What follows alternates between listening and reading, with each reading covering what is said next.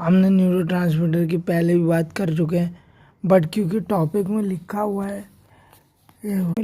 है कि आप ये न्यूरोट्रांसमीटर टॉपिक है, इसलिए इसमें एक और बात है कि कौन से उसमें गैंग्लियन में कौन सा न्यूरोट्रांसमीटर है।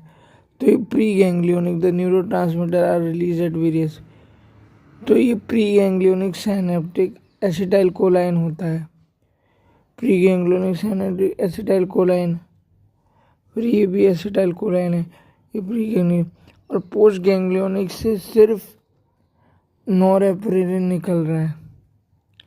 Supply erector papillae muscle and sweat glands which release acetyl कोलाइन।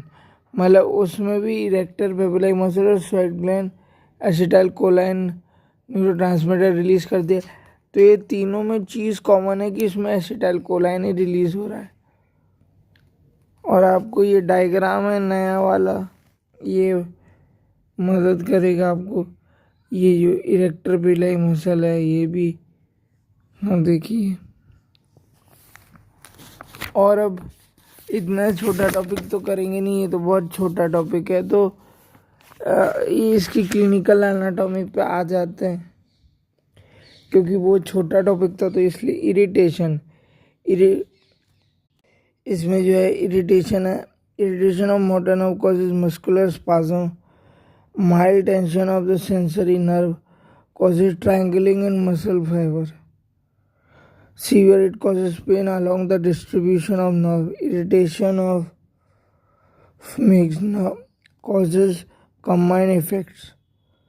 और इसमें डैमेज, इसमें लिखा है डैमेज जो मोटर नर्व कैप्सूल और मिक्स नर्व को करता है। ये मिक्स नर्व को अगर डैमेज करेगा तो मोटर और सेंसरी दोनों चले जाएंगे, इसलिए उसको मिक्स नर्व कहा गया है, क्योंकि उसमें मोटर और सेंसरी सेंसेशंस हैं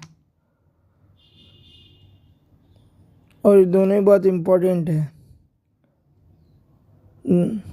regeneration of the damage nerve depends on the, ये फर्स्ट जो चार है ना ये बहुत इम्पोर्टेंट है। रीजनरेशन कैसे होता है नर्व का वो देखते हैं। Regeneration of the nerve depends on the degree of the, particularly on the continuity of the nerve.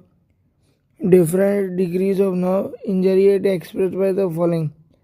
हाँ तो वो है, तो डिग्री ऑफ इंजरी की वजह से